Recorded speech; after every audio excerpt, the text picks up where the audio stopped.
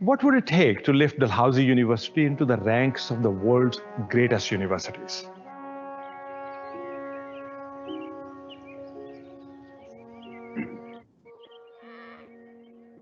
And while we are on this journey, how can we do our absolute best to serve our communities here at home? Over the past 2 years, Dalhousie has undertaken an unprecedented level of engagement to help shape our collective path forward. This has produced a roadmap to build on our past 200 years and guide us towards the promise of our third century ahead. Now, Dalhousie's new strategic plan is ready to launch. It is called Third Century Promise. It's a promise of collective ambition, of community and support, and the long-term positive impact Dalhousie will have on Nova Scotia, Canada, and the world. It is a promise we share as a community of students, faculty, staff, alumni, and many others. And it is a promise we will fulfill together. I look forward to taking this next step in Dalhousie's journey with all of you. Together, we are ready to live up to and fulfill our third century promise.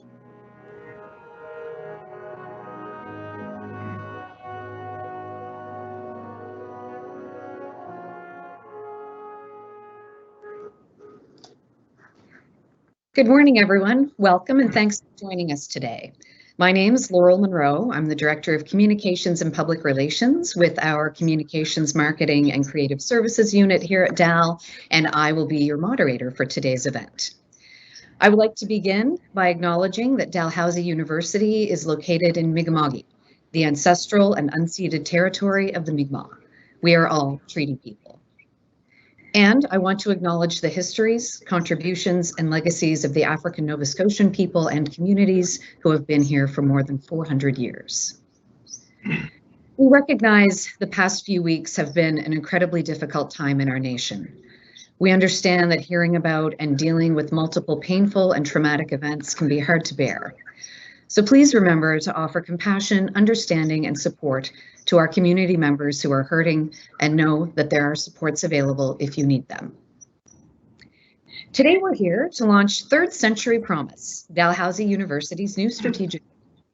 Before I turn things over to President Sani and Provost Harvey, who will take us through the plan and its priorities, I do have a few housekeeping notes.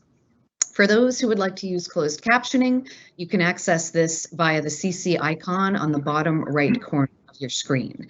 The feature does work better from a computer than it does on a mobile device, so you may want to switch devices if you run into any difficulty there.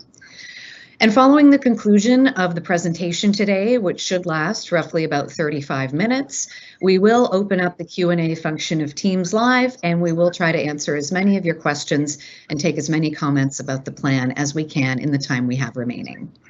Now, I'd like to please welcome President Deep Sani to tell us more about Third Century Promise.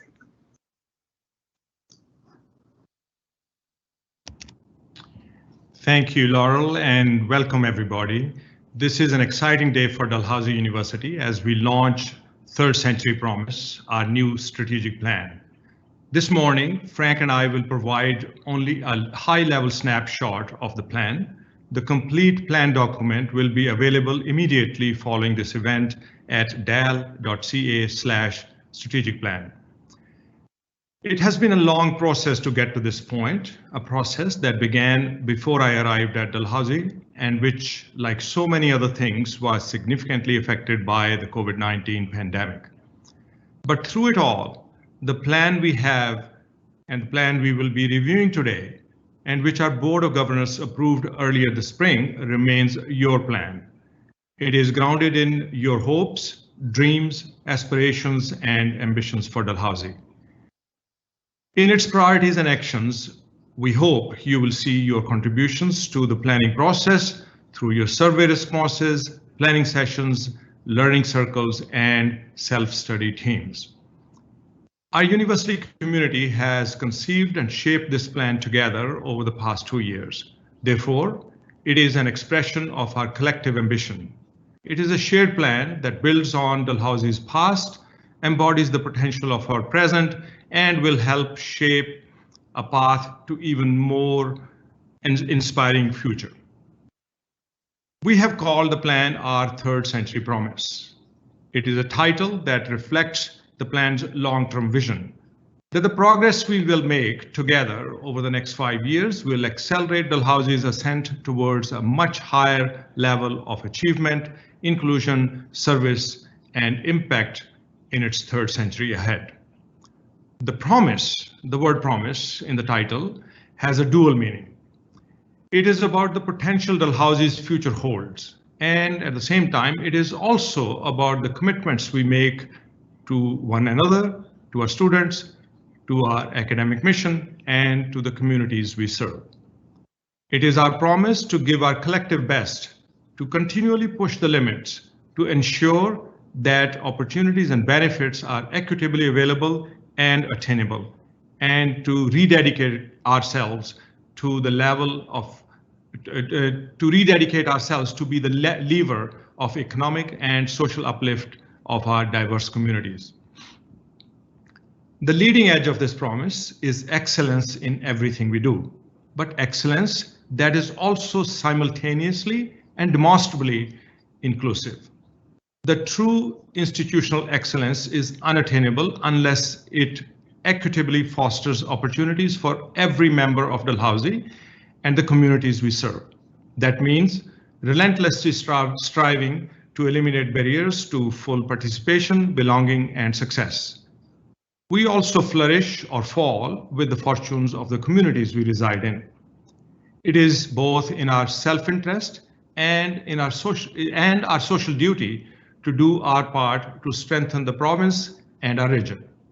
But Dalhousie also has the depth, scale, reach, and partnerships to extend our impact far beyond our geographic base. Recognizing this dual responsibility, this plan is also our promise to deploy our research, scholarship, and innovation capabilities to help improve the human condition from local to global levels. These are big goals, but this is a university that has achieved a lot of big things in its 200-year history. Dalhousie begins its third century with much to be proud of. Enrollment is at a record high. We have pushed our annual external research funding above $194 million this year, and we stand among global leaders in research impact. Our ties to our communities are stronger than ever. The experience of COVID-19 pandemic has proven that we can work together through great challenges and emerge stronger. Now, we are ready to live up to and fulfill our third century promise, extending and growing our enduring positive impact on Nova Scotia, Canada, and the world. This plan has been guided by the work of two provosts, Dr. Terry Balser, who began and oversaw the initial consultation phase, and Dr. Frank Harvey, who picked up the planning process following a pause at the onset of the pandemic and worked to coalesce key themes into the consultations, key themes from the consultations into the final plan. None of this would be possible without their efforts, and I want to thank each of them for their leadership.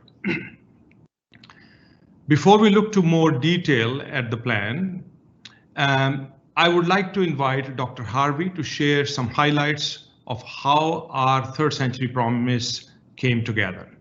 Dr. Frank Harvey. Thank you very much, Deep. I'd like to begin by thanking Dr. Terry Balser for her vision and for her considerable work with the planning team and Dalhousie's community earlier in the planning cycle. I want to thank Susan Spence, Leanne French, and Brenda McPhee for their support and hard work throughout the process, Ryan McNutt for his excellent editing support, Paul Williams for graphics and design support, and a special thanks, of course, to everyone across our campuses who has contributed to the plan in some way. This plan is the product of our shared aspirations as a Dalhousie community, expressed through a comprehensive, engaging, and consultative planning process that began in January 2019. The planning process included 4 phases and was intended to be grassroots oriented, driven by diversity of lived experiences and interests, informed by expertise, goal defined versus path defined, built on prior work, driven by bold ideas and future-focused thinking, and of course informed by lessons from the COVID-19 pandemic. Phase 1 took place between January and May 2019 and included surveys and a total of 37 engagement meetings covering all faculties and attracting over 800 faculty, staff, and students. Phase 2 between May and August of 2019 involved more than 200 participants in a spring retreat organized into 18 learning circles that generated over 900 comments.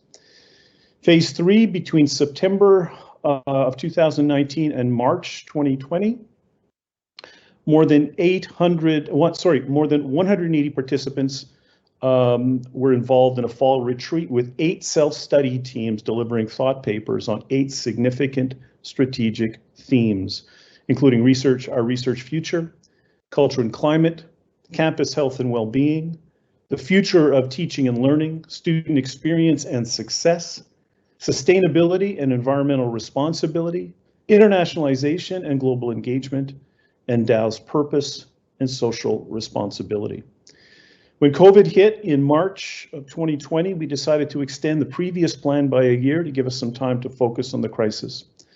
But once spring and summer terms were in progress and the 2021 fall plan and program was in place, we returned to the planning process in August and September of 2020.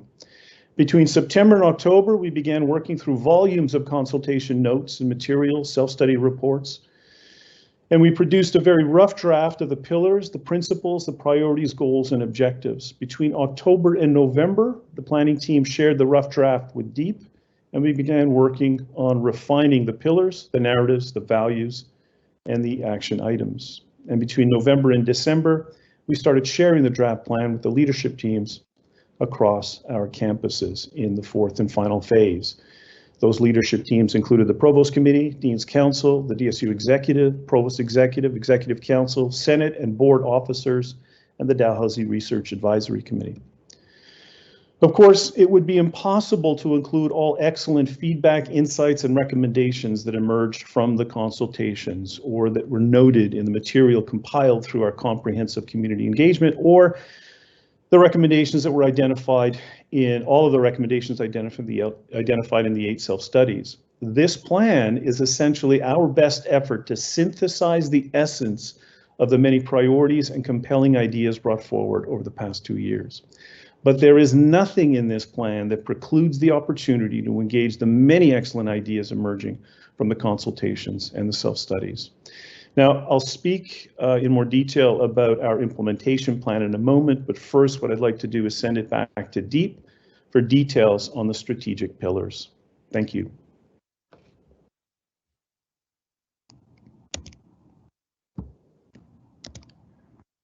Thank you, Frank. Now let me go through the main points of the substance of this plan. Like all good plans, Third Century Promise begins by articulating our vision, our mission, and our values as a university community. Our vision, as it came out of the process, is a Dalhousie University that inspires our diverse community to serve Nova Scotia, Canada, and the world through innovative and impactful teaching and research, world-class scholarship, a passion for learning, and a deep sense of social responsibility. Our mission is to lift the intellectual, social, and economic vitality of our local, national, and global communities through an institution-wide commitment to a world-class student experience, interdisciplinary collaboration, and mutual respect and inclusion in all aspects of our academic, research, and civic priorities. 7 key values for Dalhousie University rose to the top through the consultation phase of building this plan. The first 2 of these values signal the primacy of our academic mission, that is academic freedom in all areas of teaching and research, and a commitment to excellence in teaching, research, and service. The third value is to affirm that Dalhousie is a university that is truly open to all in the current sense of this expression, championing equity, diversity, inclusion, and accessibility in all aspects of our vision, mission, actions, culture, and how we interact with one another. The fourth value is to state the highest importance we attach to the future of our students and graduates, ensuring future-ready leaders who are ready for emerging career opportunities and to contribute to society. Our fifth value signals our commitment to our community, impactful community engagement that promotes the economic development and social vitality of Nova Scotia and the Atlantic provinces. The sixth value recognizes Dalhousie's firm commitment to the leading concerns in our society today, social responsibility and sustainability. Our seventh and final value focuses on our people and our culture. It is about ensuring wellness, accessibility, respect, and support in our work and learning environment. Building on our 200+ years of history as one of Canada's leading and Atlantic Canada's foremost institutions of higher learning, research, and innovation, and expanding on our role as a major driver of provincial and regional economies, the plan itself comprises 4 interconnected pillars of strategic intent. Our objective is to accelerate Dalhousie on the path to global distinction, while further deepening our commitment as a civic university dedicated to uplifting our communities. These 4 pillars will stand on the bedrock of the 5th, which is about modernizing and enhancing our physical, digital, and social infrastructure to support our drive for inclusion and distinction. Again, you will be able to read about each of these pillars in greater depth at dal.ca/strategic plan following today's event. But for now, let me begin our walkthrough of the plan with its first pillar, exceptional student experience.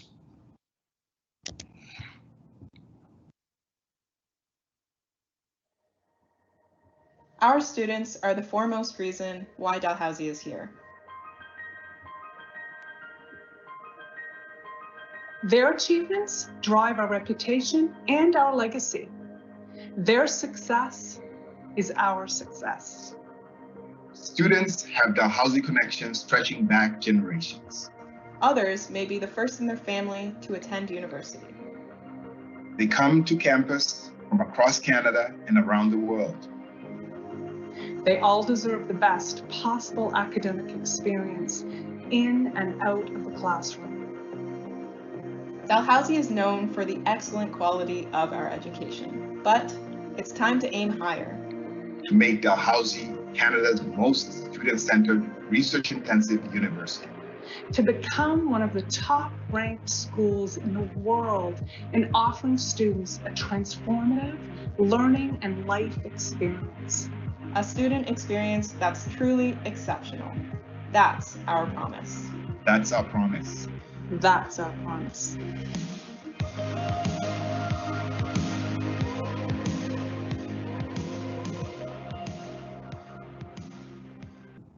We will build on our educational legacy and reputation and embark on a sustained campaign to become Canada's most student-centered, research-intensive university and among the top-ranked universities globally for a transformative learning and life experience for our undergraduate, graduate, domestic, and international students.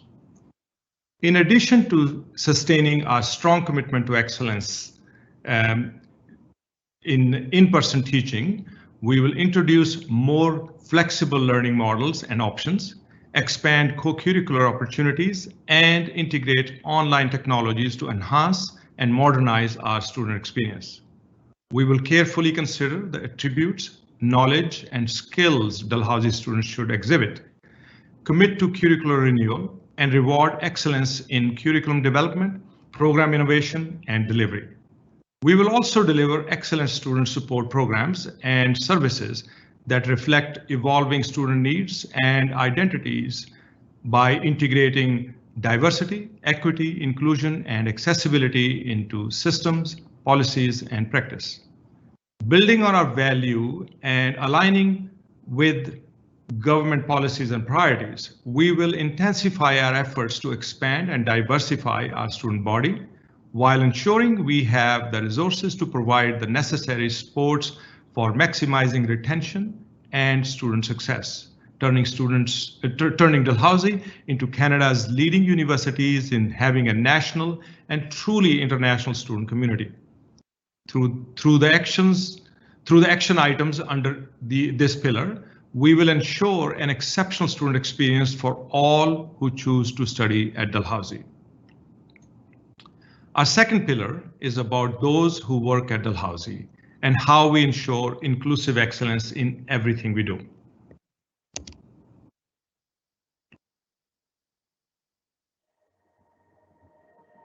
This pillar is about our people.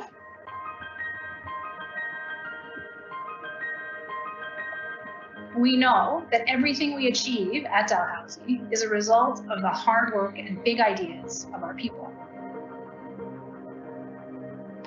Dal's commitment to our students and our communities, our global ambitions, none of this can be achieved without a collective effort by the faculty and staff who give their best to the university each and every day.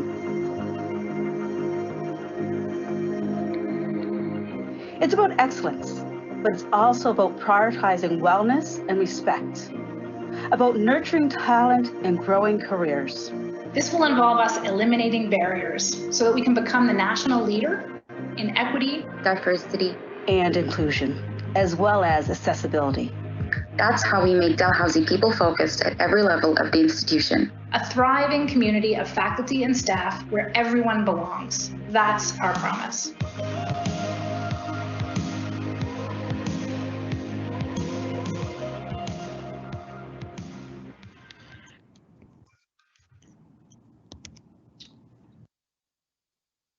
So our second pillar is about inclusive excellence. This pillar places the highest priority on nurturing the outstanding talent we have and enriching and diversifying our faculty and staff complement by eliminating barriers and actively searching for the most accomplished and promising individuals.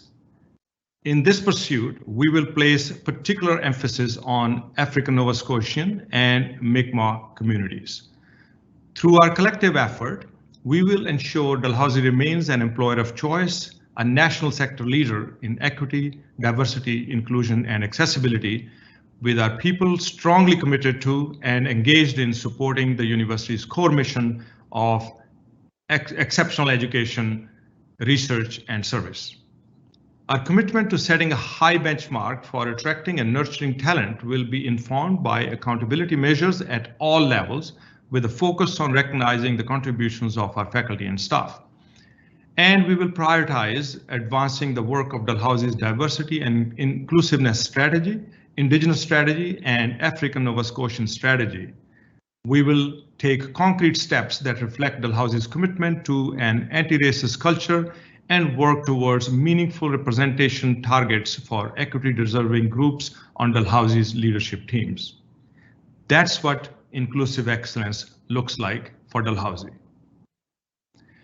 Our third pillar focuses on our research mission and the important impact our research has here in our region and around the world.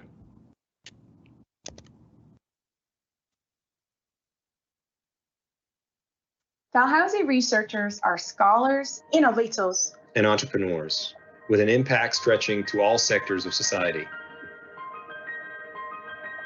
Dalhousie is a member of Canada's U15 group of research-intensive universities, a national and regional powerhouse, an increasingly global player.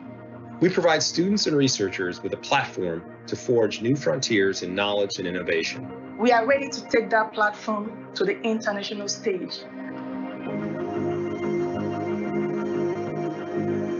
To be recognized as a premier university in our established fields of research priority and emerging strength, while continuing to support national and regional research priorities. Growing our research impact here in Canada and around the world, that's our promise. That's our promise. That is our promise.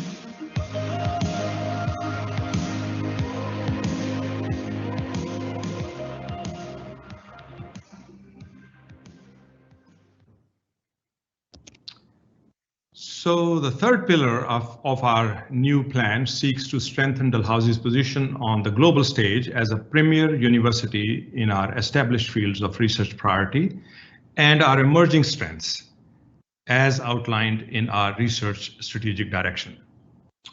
While we remain committed to the across-the-board excellence in research, we will concentrate on identifying, expanding, and strengthening research clusters that align with our research strengths and support national and regional priorities, and that represent a significant opportunity for us to assume a leadership position on the international stage.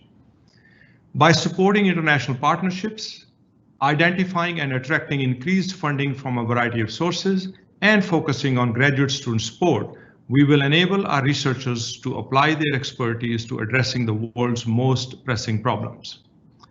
We will support researchers with broad and diverse knowledge mobilization options and ensure their work has impact and recognition, including a full suite of opportunities for translating research outputs into tangible outcomes for the benefit of our communities. Through all this, Dalhousie will continue to improve our position in the Times Higher Education and QS World University rankings with the aim of rising into the world's top 200 universities and among the top 50 in the Times Higher Education Sustainability Development Goals Impact Ranking. Social impact is at the heart of our fourth pillar, how we serve as a civic university with global impact.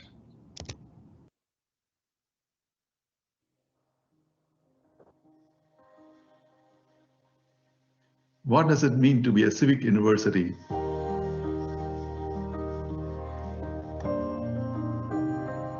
It starts with recognizing that our local communities have made us who we are today. And that Dalhousie has played a crucial role in the life, progress, and well-being of the places where our campuses reside. Dalhousie must be intentionally committed to elevating the social, environmental, and economic prosperity of Nova Scotia. That means investing in partnerships that strengthen our communities. It means fulfilling historic commitments to the Mi'kmaq and African Nova Scotian peoples, whose success is inextricable from that of Nova Scotia as a whole. And it means being faithful stewards of the UN Sustainable Development Goals. Leveraging global activities to benefit local communities. A stronger Dalhousie and a stronger Nova Scotia. And a stronger Mi'kma'ki working together. That's our promise.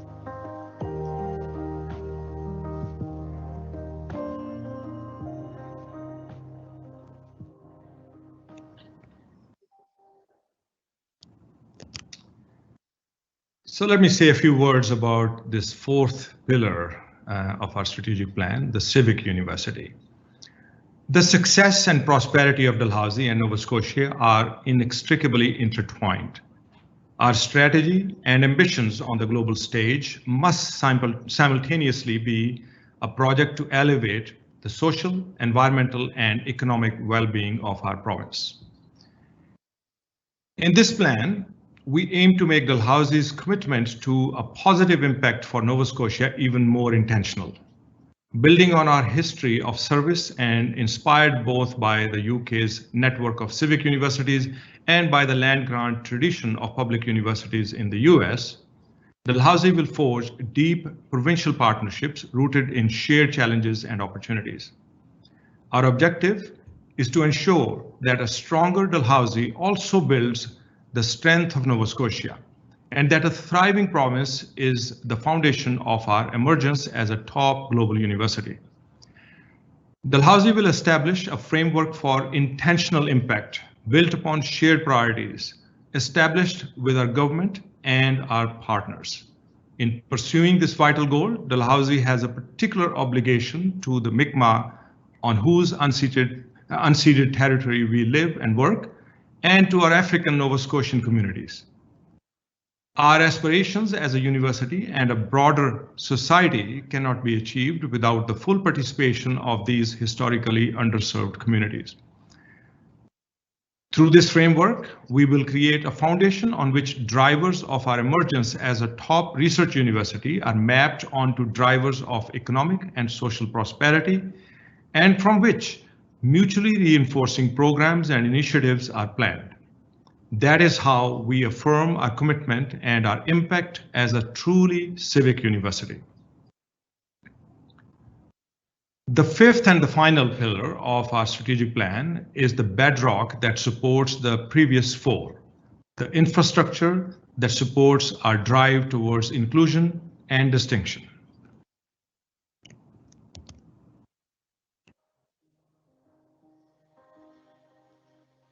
You need a strong foundation to build a better future.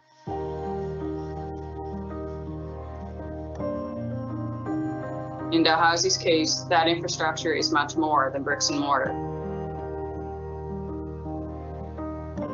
Dalhousie's success depends on administrative processes, governance structures, policies, digital platforms, finances, and social infrastructure. A connective tissue that supports the healthy participation of all members of our Dal community.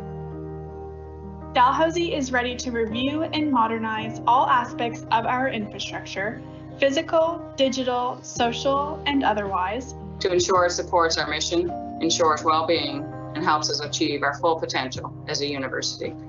It's about giving our students, faculty, and staff the spaces, tools, and resources they need to succeed as they explore, learn, discover, innovate, and engage. A foundation for our future. That's our promise.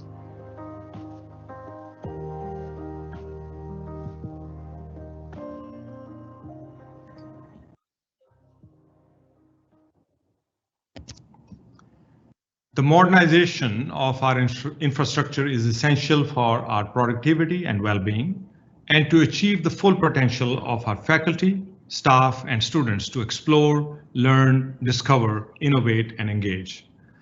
Starting with a review and update of our campus master plan, we will explore innovative ways to finance the renewal of facilities across our campuses, including the dual objective of creating a distinctive physical presence for Dalhousie in the heart of Halifax and Truro, while also making the interconnections with our community more porous and seamless.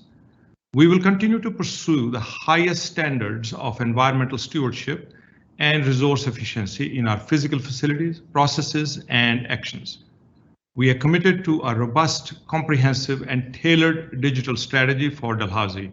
We will be sharing this strategy with everyone in our community very soon, and it will provide the enabling conditions and critical infrastructure essential to fulfill the objectives outlined in this plan.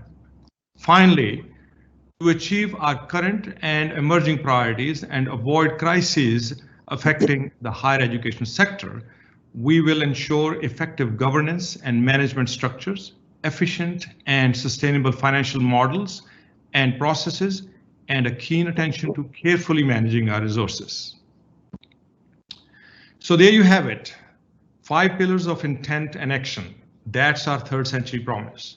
The full plan, including all the actions and other ancillary items in this plan, and all of the background work that went into it, can now be viewed online at dal.ca/strategic plan.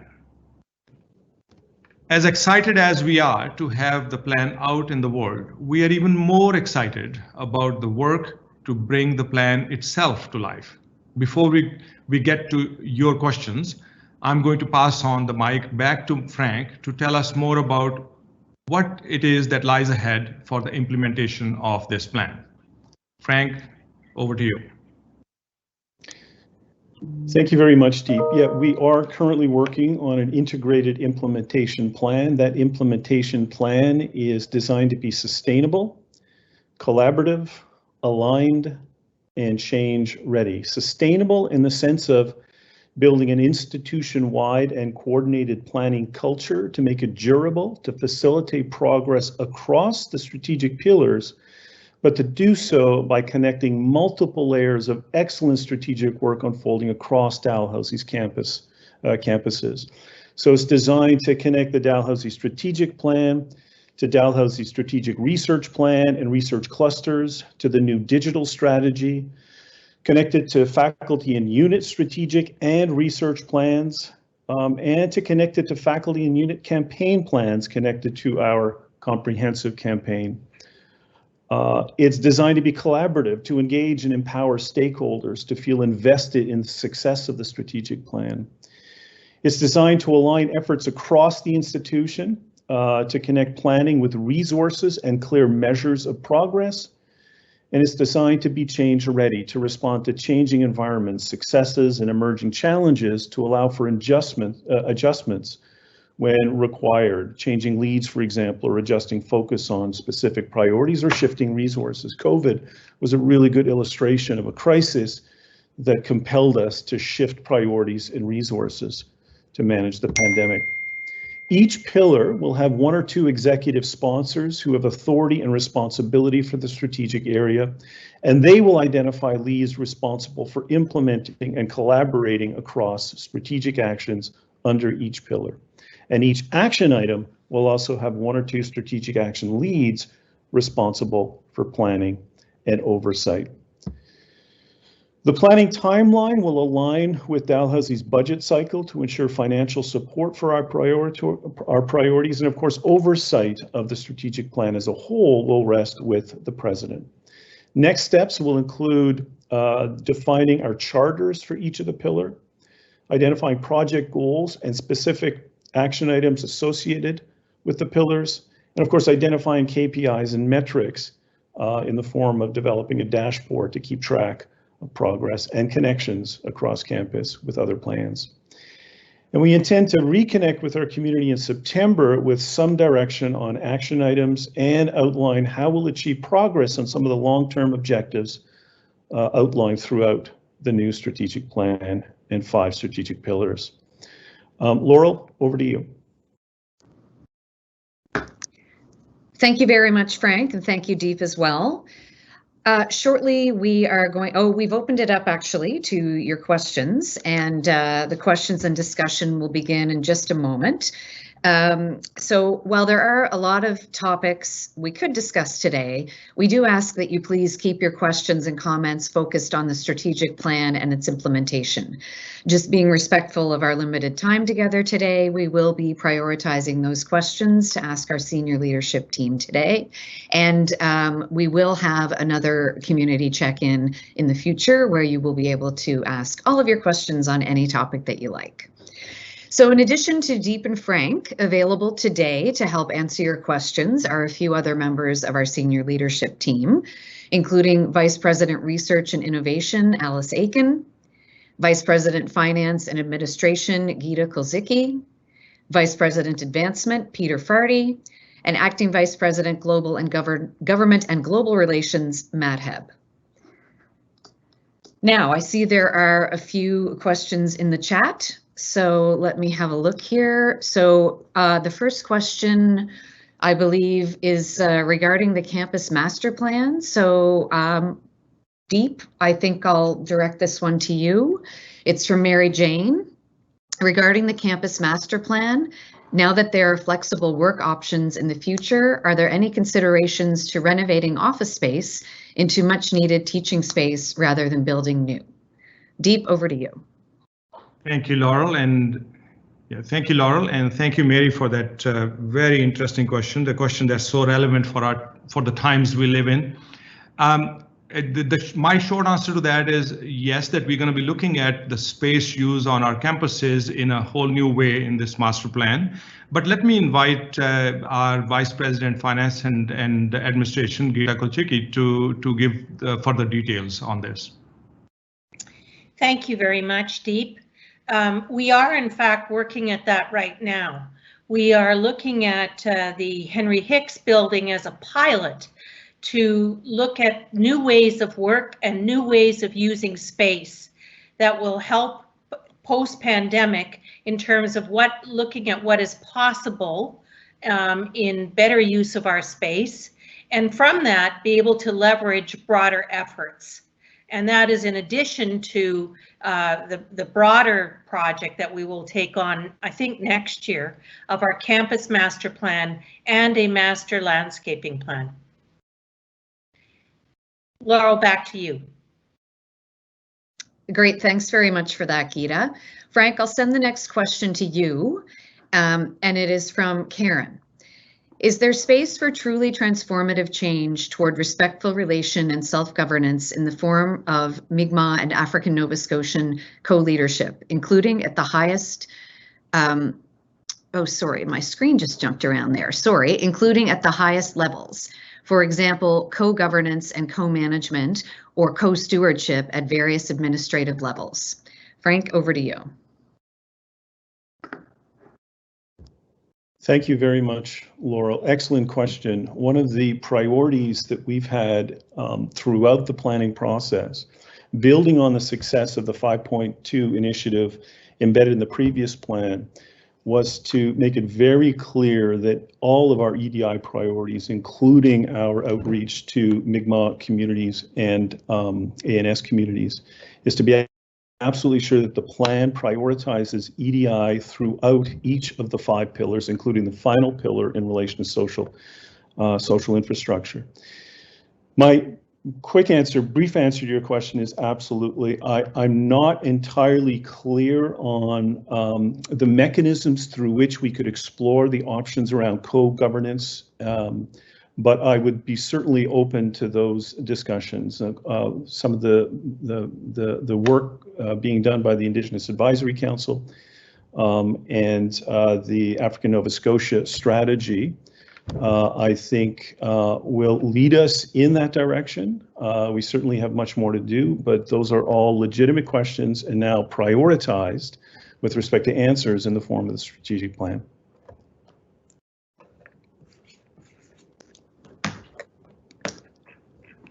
That's great. Thanks very much, Frank, for that. The next question, I'm going to start by throwing it to you, Geeta, and then if anyone else would like to jump in, they're certainly welcome. So the question is, how is it possible in the current world situation that sustainability is once again not a pillar of DAL's next strategic plan? So first, over to you, Geeta. Thank you, Laurel. Thank you for the question. I think that sustainability is actually integral to all of the pillars. So in terms of our student experience, in terms of our people, in terms of being a civic university, in terms of the research that we do, and in terms of our infrastructure. So I think sustainability actually is embedded in every single pillar as opposed to being a separate one. Great, thanks very much for that, Geeta. We'll move on to the next question now, which Deep I will send to you. And the question is, in defining collective best, how does Dalhousie in its 3rd century reconcile that commitment to its clients when it continues to target employee contracts for low remuneration, while at the same time increasing costs to work at Dal in such essential areas like food costs and parking costs? Deep, over to you. Thank you. Thank you, Laurel, and good question, actually, a very pertinent question again. So let me focus on the balance that we must all collectively aspire to strike. This plan, as I said earlier, is about striving for excellence and striving for excellence with inclusivity woven into it. At the same time, as particularly when I stressed it in the 5th pillar, it is also our collective responsibility to be fiscally responsible. And so this plan weaves the two together, where we are doing our best to aspire for the farthest we can go in excellence, while at the same time making sure that we can do it in a financially sustainable way. And that is why we have a time-tested and highly respected process of collective bargaining. And it is through that collective bargaining that we strike that middle ground between these two aspects. And as you are aware, we have just concluded 2 collective agreements, both of them happily endorsed by a vast majority of the members of the two unions. So I believe that we are actually walking down that path very responsibly.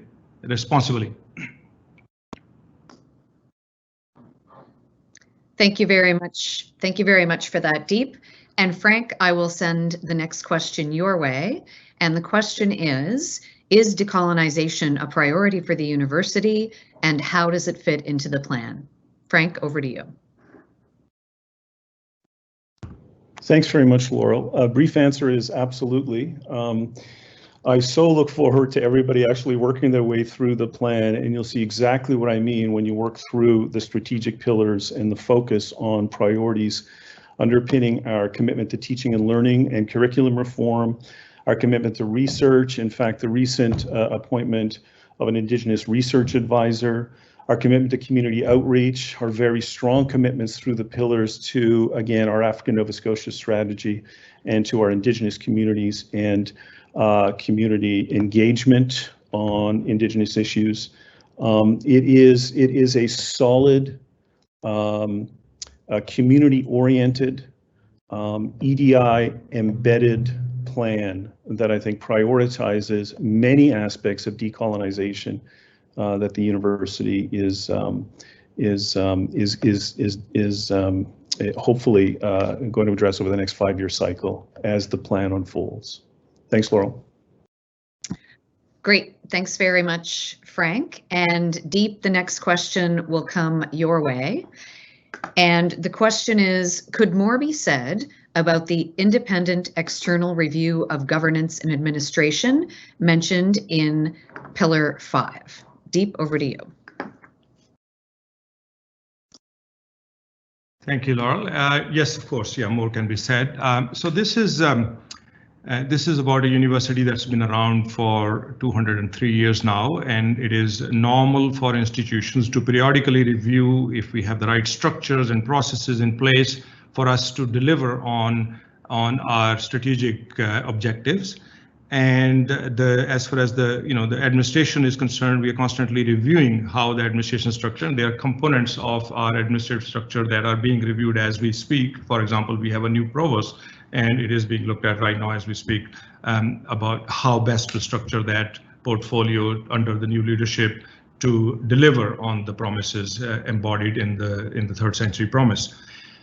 With regard to governance, again, our Board of Governors and our Senate have been in place for a long time, and it is normal for us to periodically look at what is working well and what is working less well, where we need improvements, where we need to strengthen what we're doing well, and so on. So that's what this particular sentence that you have flagged is all about. And it would be led by ultimately led by the board, because board is the supreme governance body of the university. This is not something that administration should be involved in directly, or it should definitely not be managing it. We will play a role, and when it comes to that, but it is going to be managed by the board, and of course, in appropriate ways, Senate would be involved in that as well. So that's what it's about. Back to you, Laura. That's great, Deep. Thank you so much. And Frank, I will send the next question over to you. Given that one of our pillars is student experience, on the hierarchy of needs, students need a place to live. How can they be expected to have a positive learning experience if they don't have access to safe and affordable housing? The market for off-campus spaces is incredibly limited, especially given the population explosion that took place even before the pandemic. Is Dal prepared to partner with the provincial and municipal governments to ensure there are affordable housing options for a diverse student body?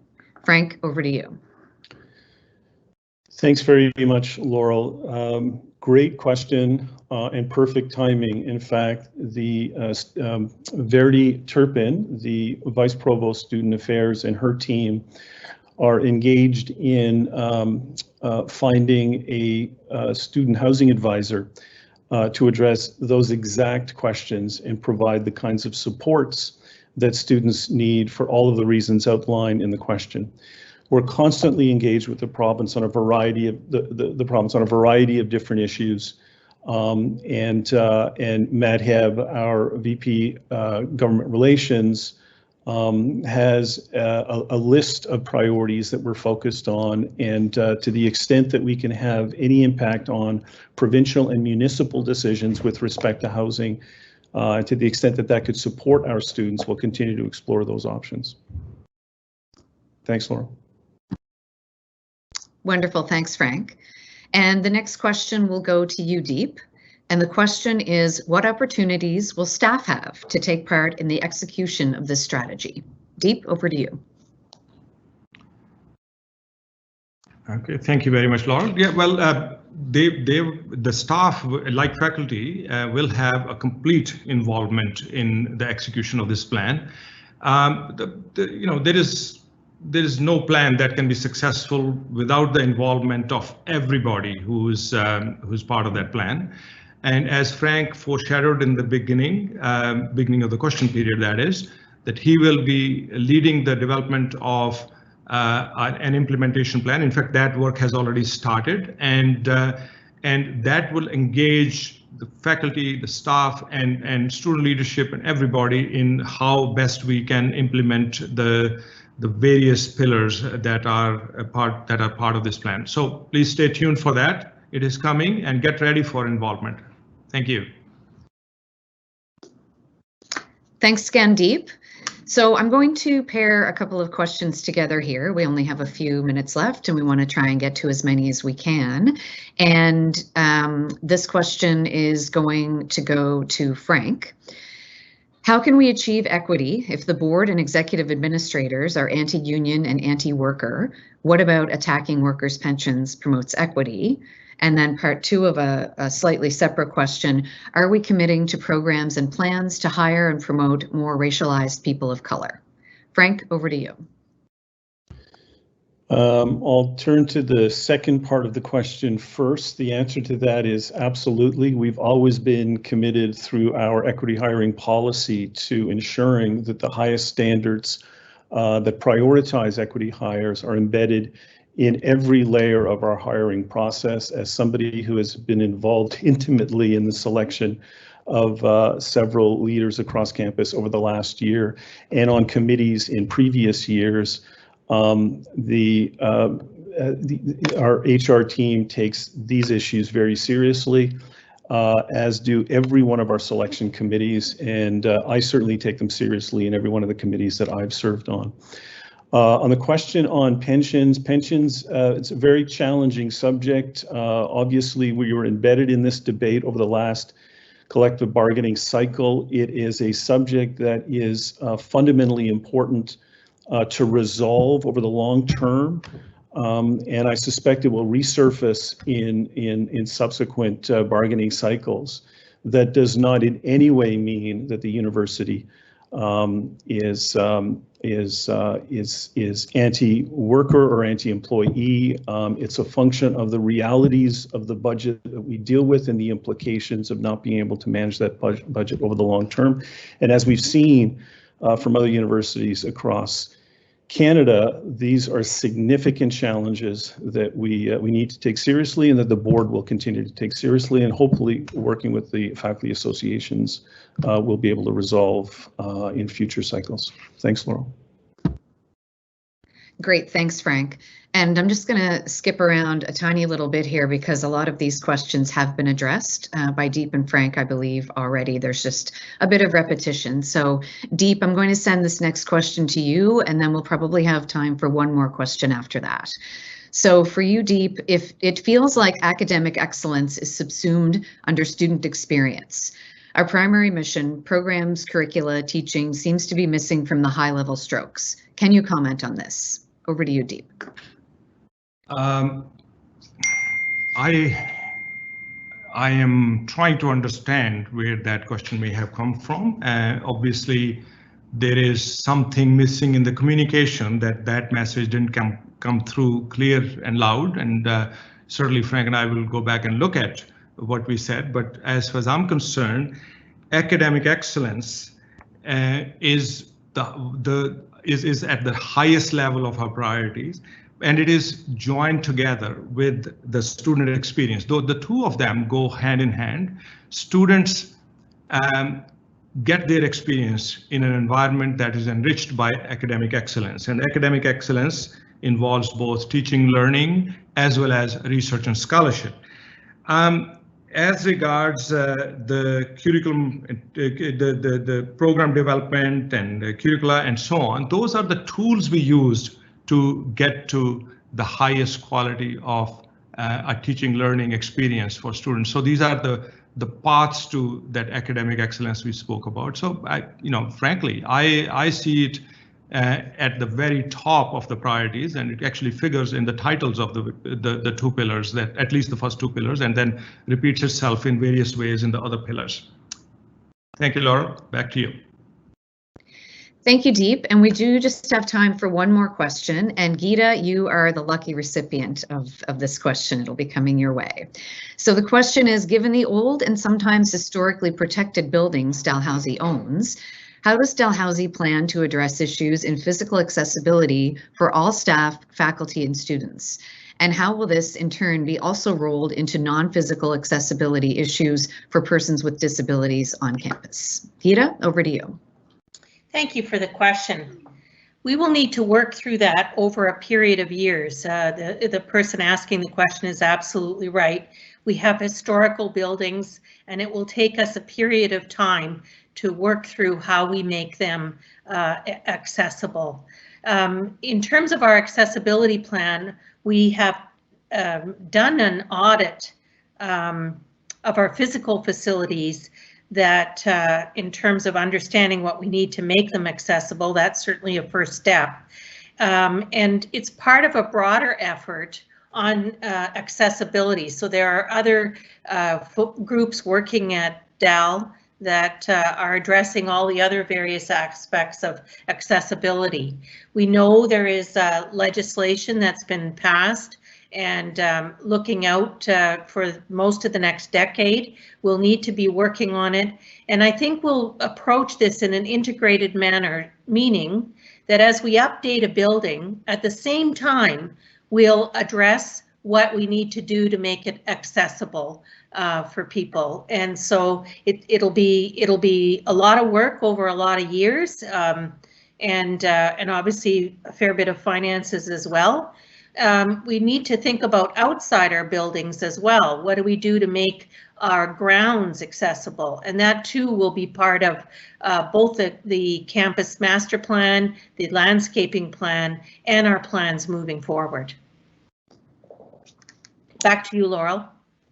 That's wonderful. Thanks so much, Geeta. And thanks to everyone for such an engaging discussion and for all of your great questions today. I'm sorry we don't have time to answer all of them, but as we are running up against the clock, I would like to turn it back to Deep for his final thoughts as we wrap up today.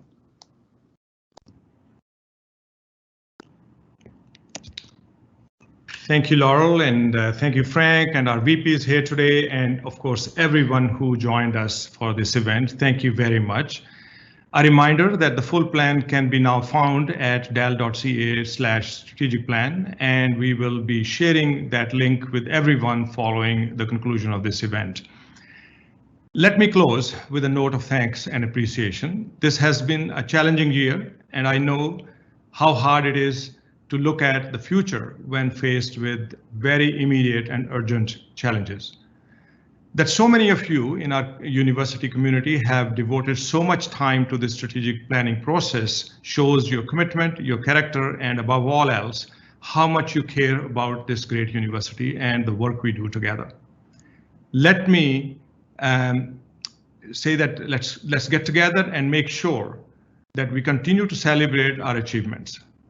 This week, HR is launching a new peer-to-peer recognition program called Shoutout, where you can help us recognize someone in your faculty department or unit, or in the university more broadly, who has helped you in your team in ways that resonate with you in this past year. Look for more information in your email or in Today at Dal on how you can contribute to this.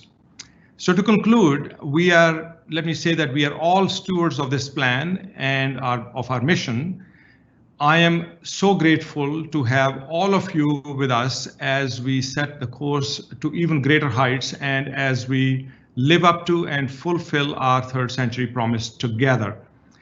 A good strategic plan is not a prescription. It is an articulation of our collective aspirations, and those collective aspirations can only be achieved if all of you get involved and continue to make this plan even better than it is. So looking forward to that engagement and involvement as you have done in the past in developing this plan. Thank you so much for everything. Thank you for today and have a great day.